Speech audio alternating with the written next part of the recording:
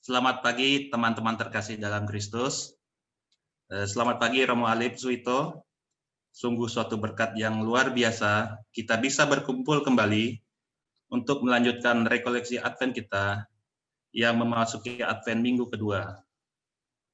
Semoga kita tidak jemu-jemu, selalu rindu bersekutu untuk mendengarkan renungan firman dalam memulai masa Advent ini. Sebelum masuk lebih dalam hadirat Allah, mari kita bersama-sama memuji Tuhan kita yang luar biasa, di mana ketika berkumpul bersama 2 atau 3 orang, Tuhan hadir di tengah-tengah kita.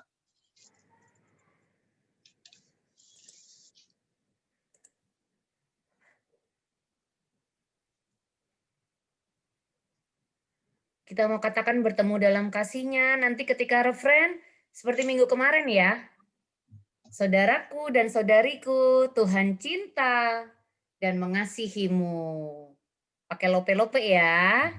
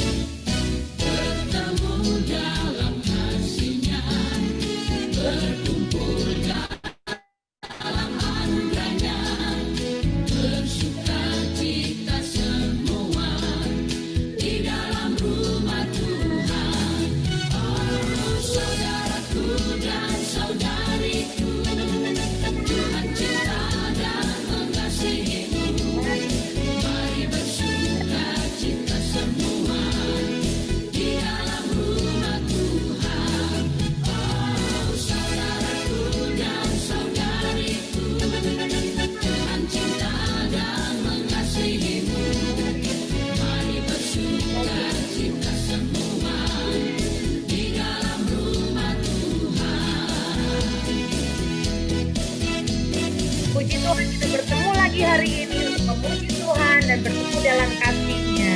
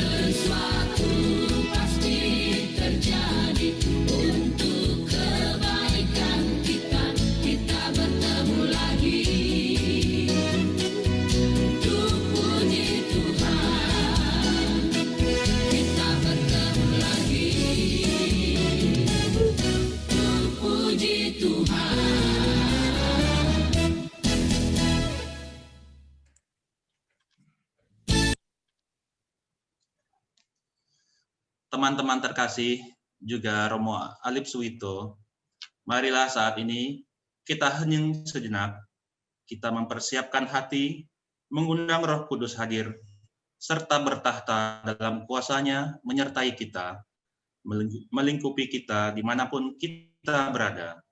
Mari kita hening sejenak.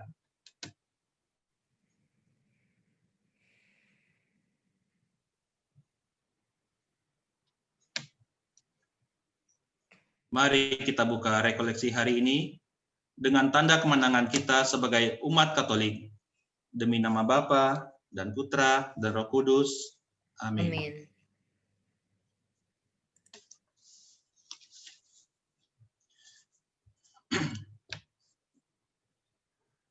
Ya Allah, Bapa yang Maha Baik, kami bersyukur kepadamu untuk setiap hari baru yang Kau berikan kepada kami, dan atas anugerah kesehatan dan hidup yang Kau berikan hingga hari ini. Atas berkat kelimpahan dalam hidup kami, di mana kami bisa sejenak duduk diam untuk merenungkan sabdamu hari ini.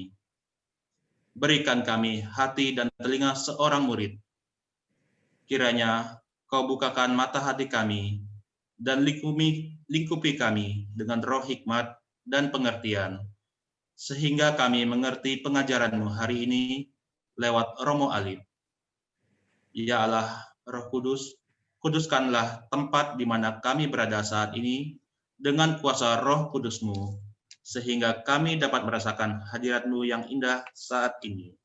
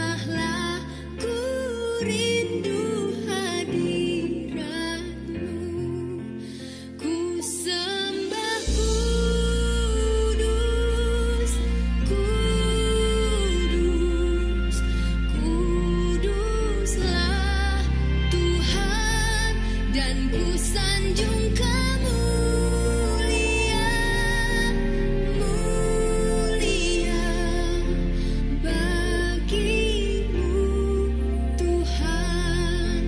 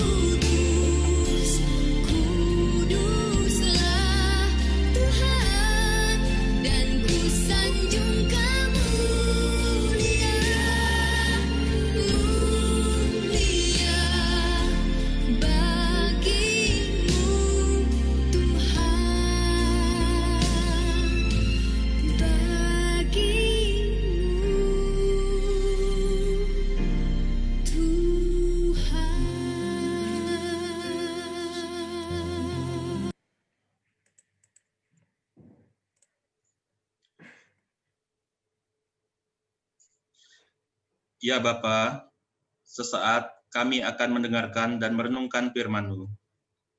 Kiranya Engkau siapkan tanah hati kami menerima benih firman-Mu, sehingga tanah hati kami menjadi tanah yang subur dan benih firman-Mu yang ditaburkan saat ini dapat bertumbuh dan berbuah limpah. Berkatilah hamba-Mu Romo Alip Suwito yang sesaat lagi akan menyampaikan renungan. Biarlah kuasa-Mu nyata dalam setiap perkataan yang keluar daripadanya. Terima kasih Bapa. Bersabdalah Bapa, kami siap mendengarkan firman-Mu.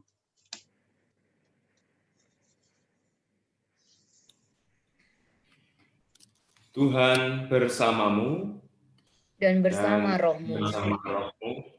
Inilah Injil Yesus Kristus menurut Santo Markus.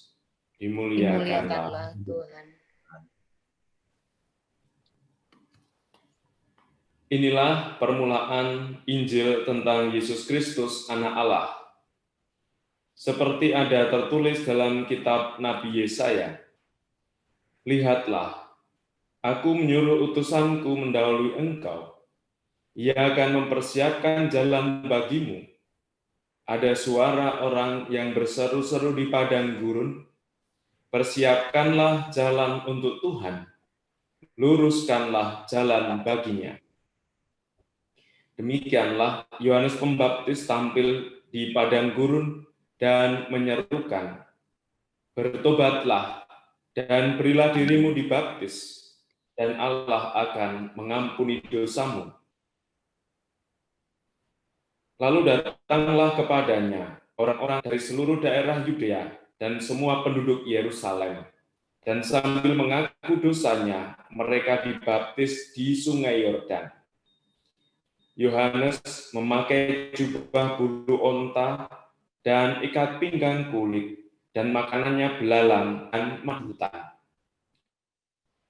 Inilah yang diberitakannya, "Sudahku akan datang Ia yang lebih berkuasa daripadaku. Membungkuk dan membuka tali kasutnya pun aku tidak layak. Aku membaptis kamu dengan air, tetapi Ia akan membaptis kamu dengan Roh Kudus." Demikianlah Injil Tuhan. Terpujilah Kristus.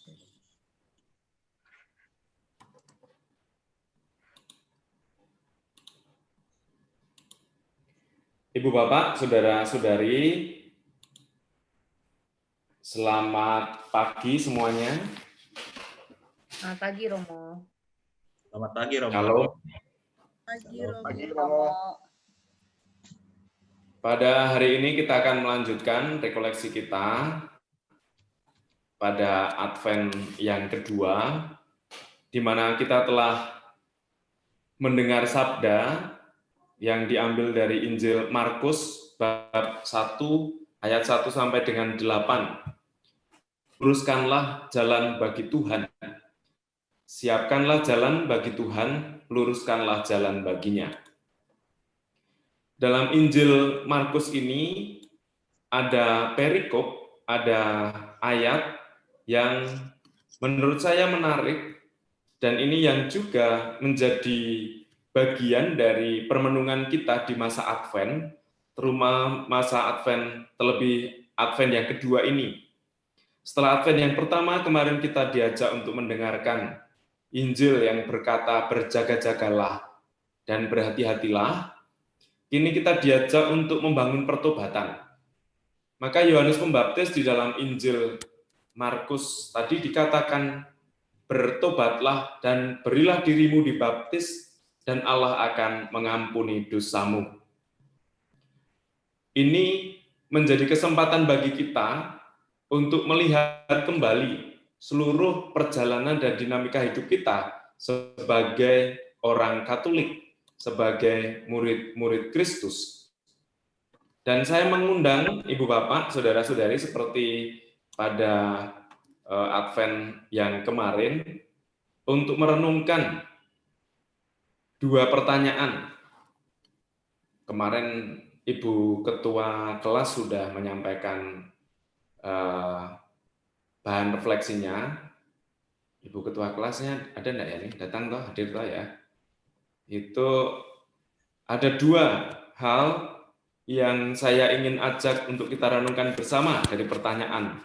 Yang pertama, bagaimanakah kita sebagai orang beriman Katolik memahami arti dan makna pertobatan? Lalu adakah pengalaman yang membuat kita sungguh memahami arti pentingnya pertobatan? Lalu yang kedua, berdasarkan 3 hal yang kemarin saya tawarkan untuk kita renungkan selama masa Advent, yakni soal caring, strengthening, dan healing. Pertobatan itu menjadi konkret ketika kita bersama-sama mewujudkannya di tengah-tengah keluarga orang-orang yang kita cintai. Nah, dari Ibu Bapak, saudara-saudari yang ambil bagian dalam permenungan hari ini, apakah ada yang ingin mencoba untuk memberi tanggapan terhadap 2 pertanyaan yang saya sampaikan hari ini? Monggo, seperti kemarin, siapa yang mencoba untuk memberi tanggapan terhadap 2 pertanyaan ini? Yang pertama, soal arti dan makna pertobatan, adakah pengalaman dalam diri selama ini? Lalu yang ketiga, wujud pertobatan yang mau dilakukan dalam konteks 3 hal, caring, strengthening, yaitu soal bagaimana meneguhkan, dan healing, bagaimana menyembuhkan. Caring itu soal bagaimana kita diajak untuk membangun upaya memelihara satu dengan yang lain. Adakah yang akan berbagi sharing kepada kita? Dipersilahkan.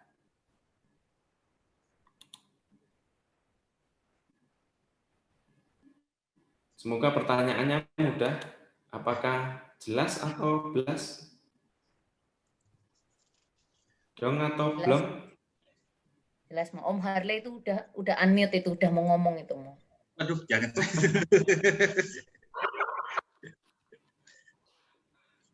Silahkan, siapa yang mau memulai?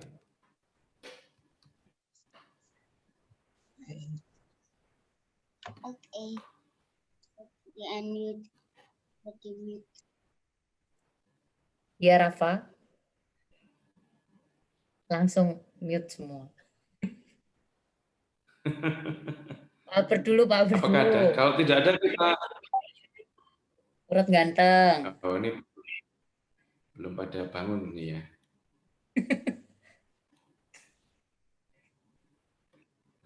Saya dulu deh mau.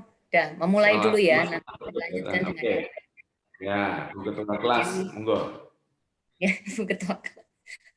Jadi pengalaman yang membuat kita sungguh merasakan pentingnya arti pertobatan.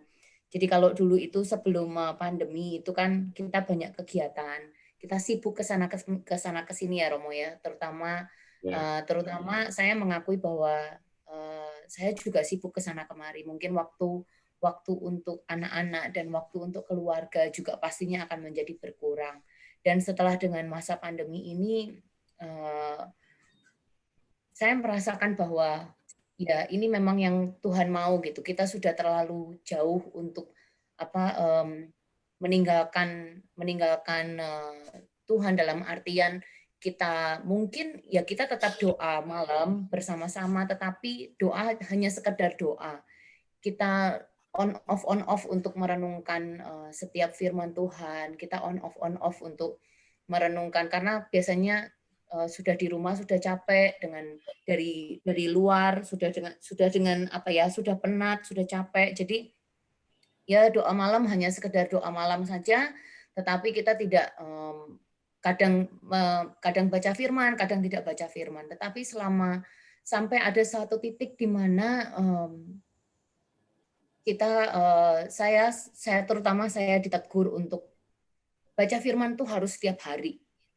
Dan anak-anak itu ada di bawah pengaruh orang tuanya. Dan ketika orang tuanya tidak kuat, anak-anak itu juga merasakan itu. Dan di situ saya pribadi, saya mengakui bahwa saya bersalah, saya sudah terlalu sibuk dengan segala macam kegiatan sehingga saya melupakan waktu untuk bersekutu dengan Tuhan, waktu untuk kembali lagi ke Tuhan, dan saya memulai untuk anak-anak juga, untuk kita ajak untuk setiap malam harus baca firman, setiap malam baca kitab suci dari ayat yang simpel-simpel saja, walaupun awalnya juga mereka yang sudah lama off akhirnya membuat terbiasa lagi, itu memang merupakan suatu yang sulit. Dan di situ setelah beberapa saat, beberapa bulan kita melakukan itu, puji Tuhan anak-anak sudah mulai terbiasa lagi, walaupun ya namanya anak-anak pasti adalah ayo cuma cepetan mah udah ngantuk, udah mau tidur dan segala macamnya lah, tapi kita usahakan untuk lebih saling untuk tetap berkomitmen setiap malam sebelum kita tidur. Dan caring, strengthening, dan healing yang saya bisa sharing di sini adalah dimana ketika kita mulai membaca firman, mulai men-sharingkan pengalaman satu lain, ayat mana yang kira-kira menyentuh buat mereka, walaupun kadang-kadang jawaban mereka juga melenceng jauh ya, nggak ada relevansinya juga, tapi di situ anak-anak mulai belajar untuk berani untuk sharing, berani, oh iya tadi di sekolah, di waktu sekolah online begini, ini ada ini saya ditunjuk untuk jadi well-being ambassador dan segala macamnya lah gitu, yang jadi di situ mulai komunikasi yang baik, pelan-pelan mulai perlahan pulih, dan ini yang kita masih mau usahakan, Romo, masih belajar juga untuk tetap berkomitmen. On off-nya juga kita berusaha mengurangi itu selama di masa Advent ini, dan semoga seterusnya seperti itu. Itu, Romo. Terima kasih Bu Ika. Apakah masih ada lagi yang ingin berbagi?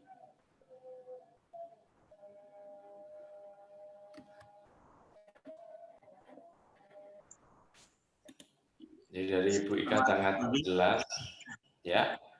Ya, Romo, sekedar mau sharing aja, Romo. Ya. Sekitar 3 minggu yang lalu itu ada saudara ipar saya yang dari Bandung dipanggil Tuhan karena kena COVID, Romo. Ya. Berduka cita ya, Pak. Jadi selama ini tuh saya nggak pernah berpikir ternyata ajal itu dekat ke kita, Romo. Soalnya saudara itu waktu saya sekolah itu begitu dekat juga dengan saya, saudara ipar saya dekat dengan saya, Romo. Jadi setelah mendengar kabar dipanggil itu, saya mulai berpikir ternyata ajal itu dekat ke kita. Kalau kita tidak mulai bertobat dari sekarang, kapan lagi, Romo? Kapan lagi ada kesempatan buat kita? Nah, dari semenjak itu saya mulai berpikir lagi, kapan waktu yang saya sediakan buat Tuhan, kapan waktu yang saya sediakan buat keluarga saya untuk memuji, memuliakan Tuhan, Romo. Kalau tidak dimulai dari saat ini, kapan lagi gitu aja, Romo. Baik, terima kasih, Pak Heli. Terima kasih.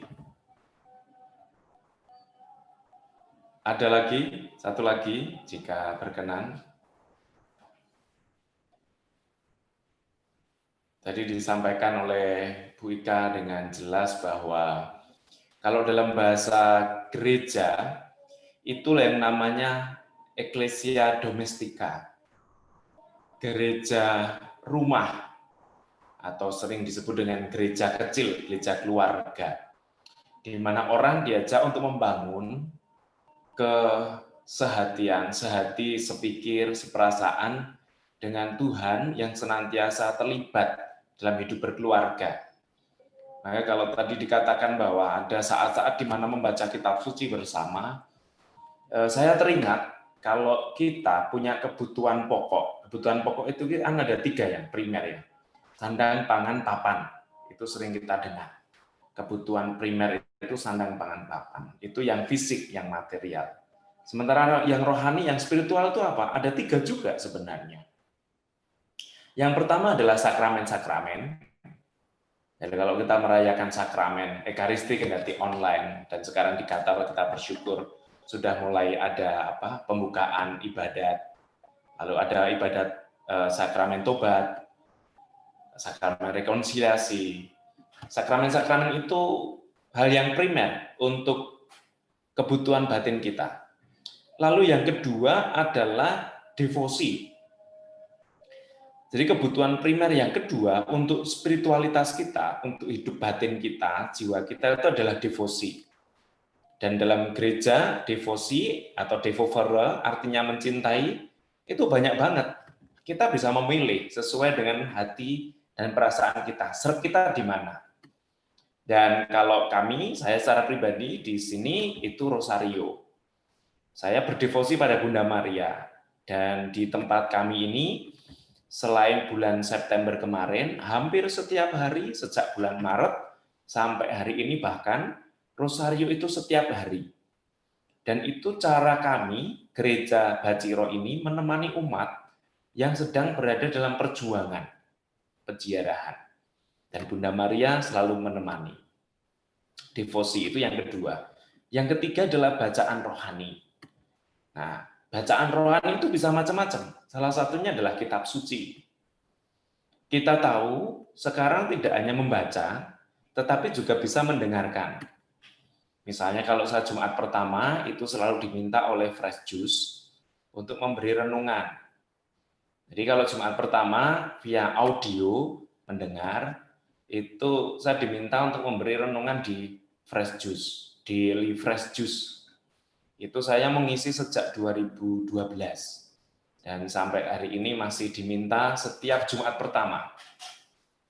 Nah, 3 hal yang primer secara rohani. Yang pertama tadi sakramen-sakramen, kita merayakannya. Yang kedua adalah devosi. Yang ketiga adalah bacaan rohani. Dan saya sangat bersyukur hari ini kita diingatkan, seperti minggu yang lalu, bahwa kita atau Advent yang pertama diajak untuk berjaga-jaga. Saya sangat terkesan dengan perkataan dari Steve Jobs itu. Kalau hari ini adalah hari terakhir hidupku, apakah aku sudah memberi yang terbaik? Kalau belum, cobalah untuk lebih serius lagi. Jadi selalu menempatkan hari ini adalah anugerah, perutusan, panggilan, tetapi juga dibayangkan bahwa ini hari yang terakhir. Kalau itu yang terjadi, bukan untuk menakuti, tetapi menambah effort, menambah perjuangan kita. Tuhan yang senantiasa menganugerahkan kesempatan itu mengundang kita untuk terus-menerus bertobat. Terima kasih atas sharing-nya, dan ini menjadi kekuatan bagi kita untuk mulai melihat. Luruskanlah jalan bagi Tuhan, dan pertobatan itu menjadi bagian yang konkret bagi kita. Yohanes Pembaptis berseru, luruskanlah jalan bagi Tuhan.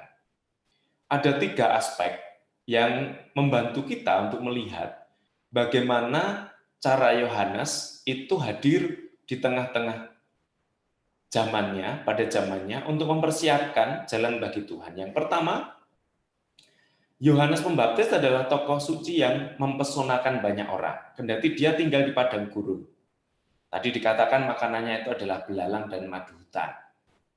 Belalang itu kalau setahu saya dalam kitab suci itu bukan berarti belalang-belalang seperti yang kita ketahui binatang. Itu adalah kayak makanan. Jadi kayak jenis buah-buahan namanya belalang dan madu hutan. Jadi itu makanan yang dia makan. Nah, ketika tinggal di padang gurun, itu menjadi tanda bagaimana ia mengambil jarak dengan dunia. Artinya apa? Kalau kita ingin bertobat, seperti halnya Yohanes Pembaptis, berkata luruskanlah jalan bagi Tuhan, kita harus berani mengambil jarak dari keramaian dan kesibukan hidup. Artinya, kalau tadi kita ingin mengambil jarak dari kesibukan-kesibukan kita, Dan salah satunya berdoa, membaca kitab suci, lalu berjumpa dengan fakta dan realita hidup kita. Lalu kita mencoba menatap itu semua, tentu tidak bisa secara langsung, seperti kalau kita bercermin. Bercermin, kalau cerminnya itu ada di depan, pasti nggak bisa lihat. Tetapi ketika kita mengambil jarak agak jauh, kita tahu persis kita itu, oh hidungku seperti ini, oh mulutku seperti ini, mataku seperti ini. Ketika kita mengambil jarak, itu menjadi sarana bantu bagi kita untuk bertobat. Maka Yohanes Pembaptis juga ketika dia tinggal di padang gurun, mengambil jarak dari dunia dan berseru, berkoar-koar soal luruskanlah jalan bagi Tuhan, sebenarnya dia mau menyampaikan kepada kita hari ini juga bahwa pertobatan itu berarti juga keberanian untuk mengambil jarak dari seluruh kesibukan-kesibukan hidup. Sehingga dengan menatap itu, bentangan seluruh hidup kita menjadi jelas. Roadmap hidup kita menjadi jelas. Yang kedua, dalam bayangan orang pada masa itu, Yohanes juga tampil sebagai seorang nabi. Tugas nabi itu apa? Tugas nabi itu adalah mewartakan, menyampaikan pesan penting dari Allah. Maka kalau dia didatangi banyak orang dan meminta orang itu dibaptis mengaku dosa, tadi dikatakan dalam Injil, Yohanes Pembaptis juga menyampaikan pesan kepada kita bahwa dia sebagai pewarta hari ini untuk kita masukkan ke dalam diri kita. Warta yang seperti apa? Warta yang tadi, luruskanlah jalan bagi Tuhan. Artinya, kita kadangkala mengambil jalur pintas. Budaya instan salah satunya begitu dekat dengan kita. Bukan soal makanan-makanan yang instan, ya kan? Kalau makanan instan di sini itu kan sarimi, salah satunya. Dan itu kalau anak sekolah, itu kadang-kala bisa dibedakan mana anak yang makannya mie atau makannya nasi. Kalau nasi itu pasti tidak mudah ngantuk, tapi kalau mie itu ngantukan. Dan itu dibuktikan kalau nyanyi. Caranya bagaimana? Kalau orang makan nasi, anak makan nasi itu berangkat ke sekolah, dia nyanyi pasti dari Sabang sampai Merauke berjajar pulau-pulau, itu makannya nasi. Kalau makan mie bagaimana? Dari Sabang sampai Merauke. Itu udah loyo gitu loh. Jadi tenaganya itu nggak ada. Artinya kalau kita membangun pertobatan, berarti juga harus didengungkan dalam diri bahwa bukan hanya menunggu dari luar, menunggu fakta ada, tetapi harus juga muncul dari diri sendiri. Seperti Yohanes yang adalah nabi juga dia mewartakan, luruskanlah jalan dari Tuhan, bagi Tuhan. Kita juga diminta untuk meninggalkan situasi-situasi kelekatan dalam hidup yang akhirnya juga menempatkan Allah menjadi skala prioritas dalam hidup kita. Dan yang ketiga, Yohanes Pembaptis diutus Tuhan sendiri untuk mendahului serta mempersiapkan jalan. Artinya, dia datang ke dunia bukan tanpa tujuan, bukan tanpa misi, sama dengan kita. Kita juga diberi misi ketika kita lahir di dunia ini. Apalagi ketika kita dibaptis, misi kita jelas, yakni keselamatan. Kita adalah orang-orang yang sudah ditebus, kita adalah orang-orang yang sudah diselamatkan. Maka kita juga diminta untuk mengerjakan misi Yesus itu, melanjutkan misi Yesus itu kepada siapapun dan dimanapun. Kalau hari-hari ini kita begitu akrab dan dekat dengan kematian, kita begitu mudah mendengar orang, karena COVID 3 hari meninggal. Kapan hari itu ada berita beredar, sekitar 7 orang, satu alumni kumpul bareng di satu resto, habis itu hanya tinggal 1 orang yang hidup sampai sekarang. Habis reunian, karena protokol kesehatan diabaikan, dan semua kena COVID. Kematian begitu dekat dengan kita. Membangun kesadaran tidak harus menunggu situasi dalam tanda kutip menakutkan terjadi dalam diri kita. Tetapi seperti halnya Yohanes Pembaptis, ketika dia punya misi mendahului dan mempersiapkan jalan bagi Tuhan, kita juga punya misi yang sama, yakni penyelamatan. Maka menyelamatkan orang bukan menunggu saatnya Tuhan datang atau ajal datang, tetapi penyelamatan itu dimulai dari hari ini. Dan itu menjadi cara bagi kita hari ini untuk membangun pertobatan itu menjadi lebih konkret lagi. Lalu apa arti pertobatan? Hal ini menjadi jelas bahwa Advent adalah masa persiapan yang dipenuhi dengan pertobatan, harapan, dan keyakinan iman, serta kepastian bahwa Tuhan akan datang membawa keselamatan.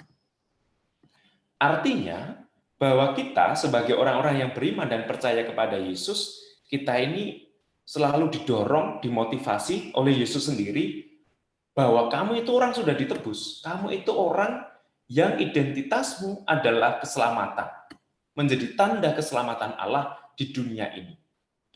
Oleh karena itu, kita juga harus senantiasa, saya mengatakan harus, mengapa ini bukan opsi, mengingat kita ini sudah dibaptis. Berarti identitas baptisan itu melekat di dalam diri kita. Dengan demikian, kita juga didorong untuk apa? Selain bertobat dari dalam diri, kita juga membantu orang untuk mengalami kasih dan cinta Tuhan. Pertobatan itu menjadi konkret. Dan di dalam Injil tadi, ada seruan tentang bagaimana Yohanes Pembaptis berkata, luruskanlah jalan bagi Tuhan. Yohanes Pembaptis bukan hanya berseru-seru, tetapi dia juga teladan pertobatan itu. Dia bermati raga, beraskes sehidupnya, mengambil jarak dari keramaian dunia. Kendati kita tidak harus secara ekstrim begitu, tetapi ini adalah keteladanan hidup. Kita juga berugahari, bermati raga. Dalam kondisi pandemi tentu ini menjadi konkret. Black Friday ya tidak lagi dikejar-kejar, tetapi numpang lewat aja. Kira-kira begitu. Kendati numpang lewat lalu dilihat lagi pas suaminya nggak ada kan bisa saja ya. Tapi itu menjadi contoh Yohanes Pembaptis bagaimana membangun jarak, mengambil jarak, dan dari sana kita diajak intinya ada saat orang harus bertobat untuk bisa dibaptis. Kita tahu mereka yang belum dibaptis, non-Katolik, mengalami pertobatan lalu dibaptis. Tetapi setelahnya orang pun terus harus bertobat karena telah dibaptis. Jadi pertobatan itu akhirnya sebagai lifestyle, gaya hidup, melekat di dalam diri. Sehingga suara hati ketika harus konfrontasi dengan situasi-situasi yang tidak mudah, situasi-situasi batin yang tidak kita mudah mengalami keterguncangan, tetapi bukan lalu mengalami depresi, tetapi kalau itu yang terjadi, saya lekas sesegera mungkin untuk bertobat. Karena tidak sesuai dengan hati nurani, tidak sesuai dengan suara kebenaran, suara yang dari Allah. Kita sesegera mungkin untuk bertobat. Dengan demikian, pada masa Advent, pertobatan yang kita hayati adalah pertobatan yang diwarnai keprihatinan di satu sisi, karena kita tahu mudah gampang jatuh dalam dosa, tetapi di sisi lain adalah sukacita. Kenapa? Karena dalam pertobatan itu kita melihat karya Allah yang begitu besar atas hidup kita, yakni keselamatan itu sendiri.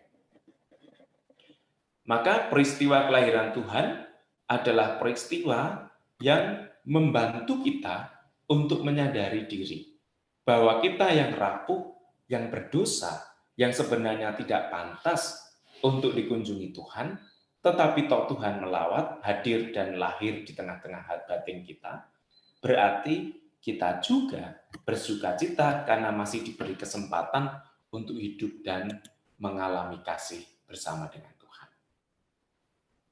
Pertobatan, seperti tadi yang saya katakan, dalam bahasa Latin adalah metanoia.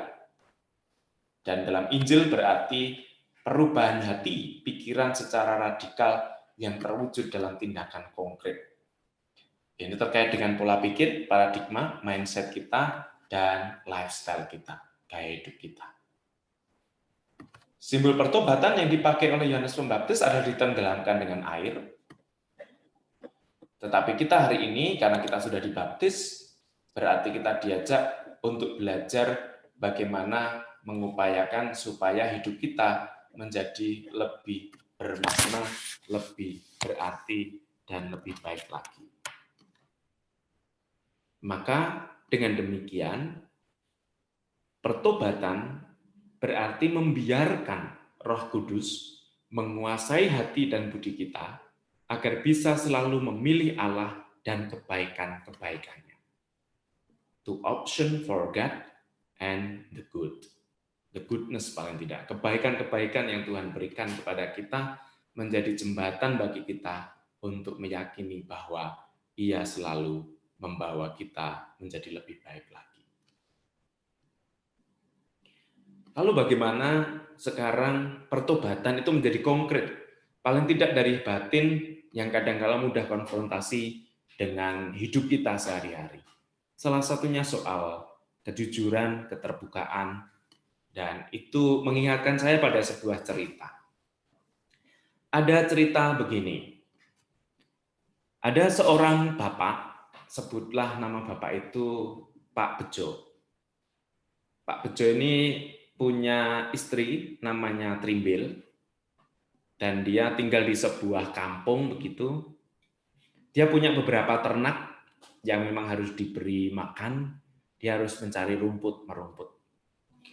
Sekali waktu pagi-pagi dia memang harus pergi merumput, dia naik sepeda ontelnya yang sudah cukup tua, dia harus melewati sebuah jembatan, karena gerimis, jembatan itu agak becek, licin, dia pun melewati jembatan itu, dan karena juga usianya sudah agak tua, dia agak istilahnya agak goyah begitu, kemudian karena licin dia terperosok dan jatuh. Dia membawa sebuah sabit biasa untuk cari rumput. Sabitnya itu pun terjatuh ke dalam sungai yang ada di sana. Tidak terlalu dalam, tetapi dia agak kesulitan. Pak Bejo ini adalah orang yang beriman dan percaya bahwa penyelenggaraan Tuhan itu selalu nyata dan konkret dalam hidupnya.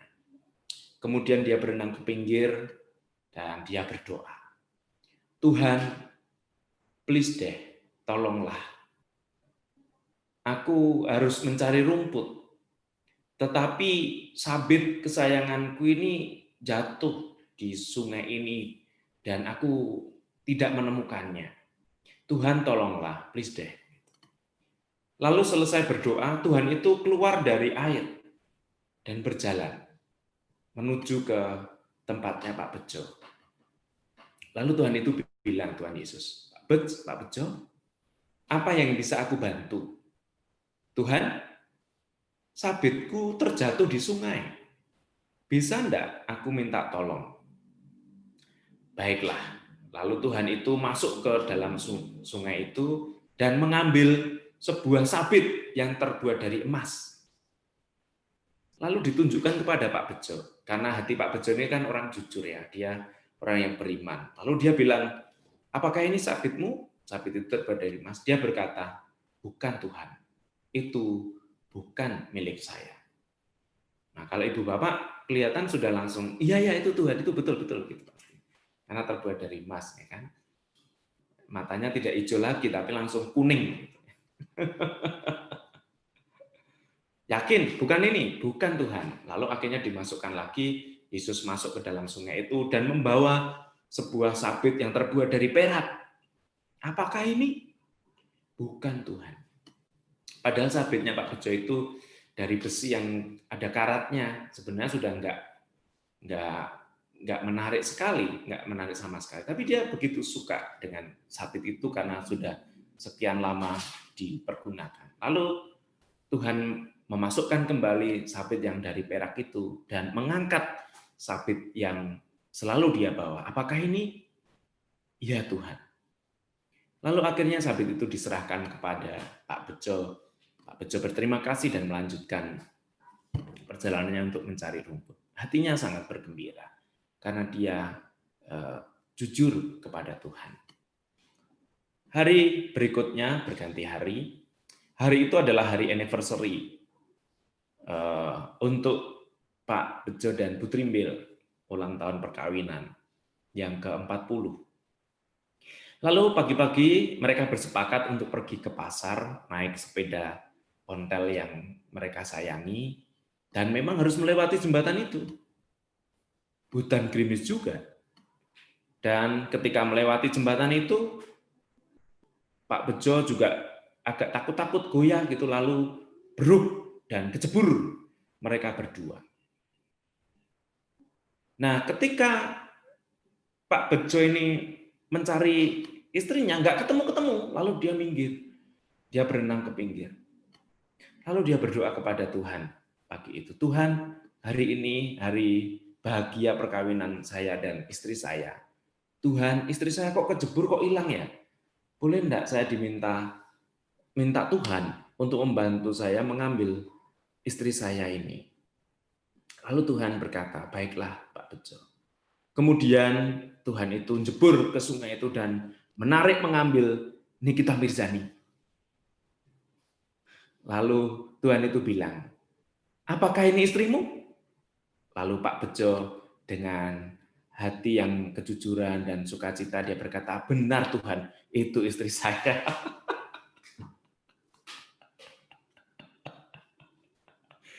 Lalu Tuhan berkata sekali lagi, benar, ini istrimu? Lalu dia dengan ketakutan, karena dia tidak jujur, dia kemudian bertobat, lalu berkata, bukan Tuhan. Lalu akhirnya dijeburkanlah Nikita Mirzani itu ke sungai. Lalu Tuhan masuk lagi ke sungai dan mengangkat lagi Dewi Persik. Lalu ini istrimu? Lalu dia bilang, dia sudah nggak berani. Lalu dia bilang, bukan Tuhan. Lalu yang ketiga, diangkatlah istrinya, Ibu Trimbil. Ini istrimu? Iya, benar Tuhan. Itu istri yang aku cintai. Lalu akhirnya mereka melanjutkan ke pasar, kendati basah kuyup. Sampai di pasar mereka makan berdua soto. Soto Lamongan. Supaya hangat badannya. Dan sebagai tanda kasih, dia pun Pak Bejo itu membelikan gaun kesayangannya berupa daster dan sapu tangan, kacu. Lalu kacu itu diuntel-untel banjur cundel dan ceritanya selesai. Soto Lamongannya itu diaduk, Pastor ya? Kenapa? Soto Besok Lamongannya saya diaduk. kirim. Nah, saya kirim fotonya ya.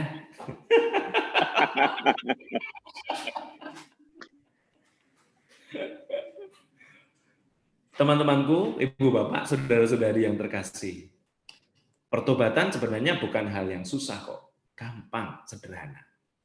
Yang pertama, ketika kita tahu akan kebutuhan yang mendasar hidup kita. Tadi saya mengatakan, kebutuhan primer hidup rohani kita itu apa? Sakramen-sakramen. Yang kedua adalah devosi. Dan yang ketiga adalah bacaan rohani. Kesempatan selalu Tuhan berikan kepada kita. Kita tidak harus menunggu kena COVID dan mati, baru menyadari akan arti pentingnya kehidupan kita. Tetapi selagi Tuhan masih memberi kesempatan, kita pergunakan sebagai anugerah. Dan dari anugerah itu, kita diajak untuk terus-menerus membangun pertobatan seperti Yohanes Pembaptis. Luruskanlah jalan bagi Tuhan. Caranya bagaimana? Caranya salah satunya adalah kejujuran. Jujur terhadap diri sendiri, jujur terhadap orang-orang yang kita cintai, dan jujur terhadap Tuhan. Itu menjadi jalan dan jembatan bagi kita hari ini untuk membangun pertobatan yang sejati. Dan jadikanlah pertobatan itu sebagai lifestyle Anda. Dengan cara mengubah pola pikir mindset. Bahwa hidup kita bukan hanya di dunia ini, tetapi hidup kita akan ada di surga. Misi kita jelas, misi penyelamatan, dan setiap orang yang dianugerahkan Tuhan kepada kita, mereka adalah pribadi-pribadi yang dipercayakan untuk diselamatkan. Maka mari kita bersama-sama mohon rahmat, supaya pada masa Advent ini, pertobatan bukan hanya sebuah kata-kata kosong, tetapi tindakan-tindakan konkret sekecil apapun, sesederhana apapun. Kalau itu dilandasi dalam iman, harapan, dan kasih, kejujuran, keutamaan-keutamaan Kristiani, yakinlah buah penebusan, buah kelahiran Tuhan kita Yesus Kristus nanti kita akan rasakan dalam hidup dan bersama dengan keluarga dan komunitas kita. Terima kasih.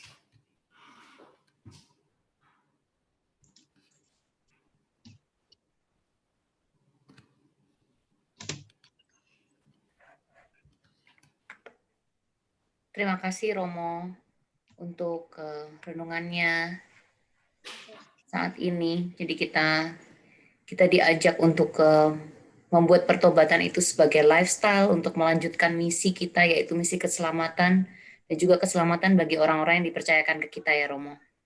Ya. Kita lanjutkan.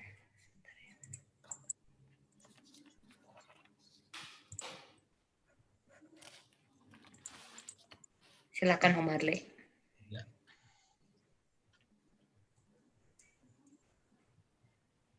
Allah Bapa yang Maha Kuasa, kami berterima kasih atas rahmat dan anugerah yang Kau limpahkan sepanjang rekoleksi ini. Terima kasih karena Engkau kirimkan hamba-Mu, Romo Alif, untuk membimbing kami hari ini. Semoga firman dan renungan yang telah disampaikan hari ini dapat menjadi pedoman yang menuntun langkah kami dalam keseharian kami. Kami juga mau berdoa untuk hamba-Mu Romo Alif Suwito dalam setiap pelayanan dan tugas penggembalaan yang Kau tetapkan untuknya. Kiranya hikmat dan kebijaksanaan-Mu selalu menyertainya dalam setiap langkah pelayanannya, sehingga Romo Alif dapat senantiasa menjadi berkat dan perpanjangan tangan-Mu untuk menjangkau lebih banyak lagi jiwa-jiwa yang haus akan tuntunan firman dan kasih-Mu. Saat ini ya Bapa, kami ingin satukan setiap kegiatan rekoleksi kami dan setiap doa kami dengan doa yang diajarkan oleh Putra-Mu, Tuhan kami Yesus Kristus. Bapa kami yang ada di surga, dimuliakanlah nama-Mu, datanglah kerajaan-Mu, jadilah kehendak-Mu di atas bumi seperti di dalam surga.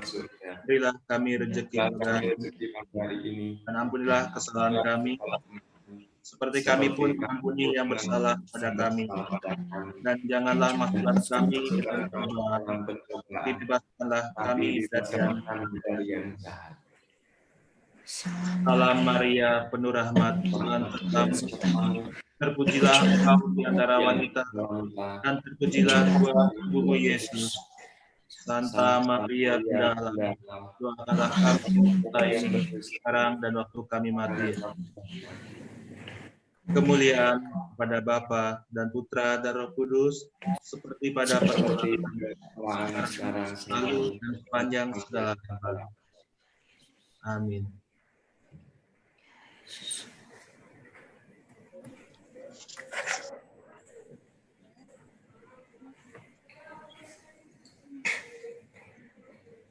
Silakan Romo. Ibu Bapak, saudara-saudari yang terkasih, malah kita mengakhiri peribadatan kita dengan menerima dan memohon berkat dari Tuhan. Tuhan beserta kita sekarang dan selama-lamanya. Ya.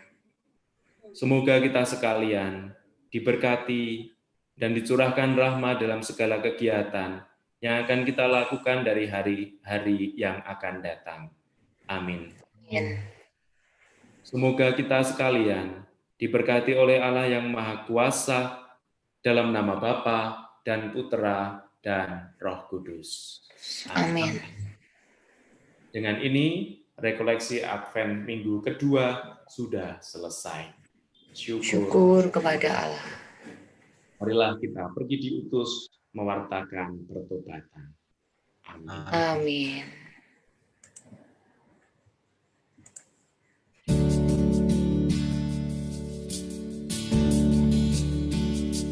How great is our God? Sing with me, how great is our God, and all will see how great is our God.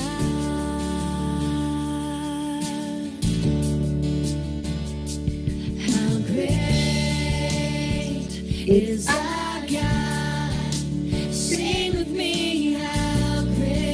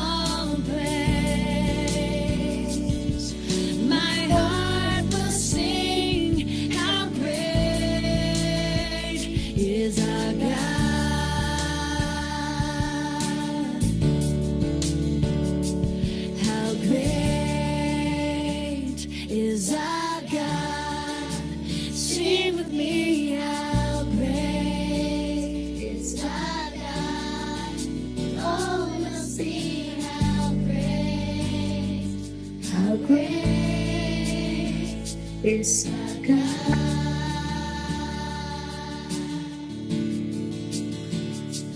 How great is our God.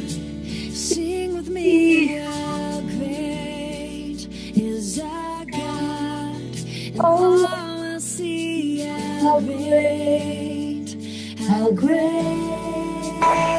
is our God.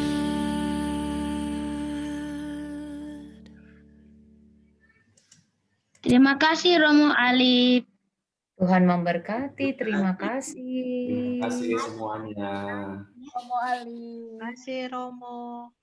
Terima kasih. Kasih, Romo. Terima kasih, Romo.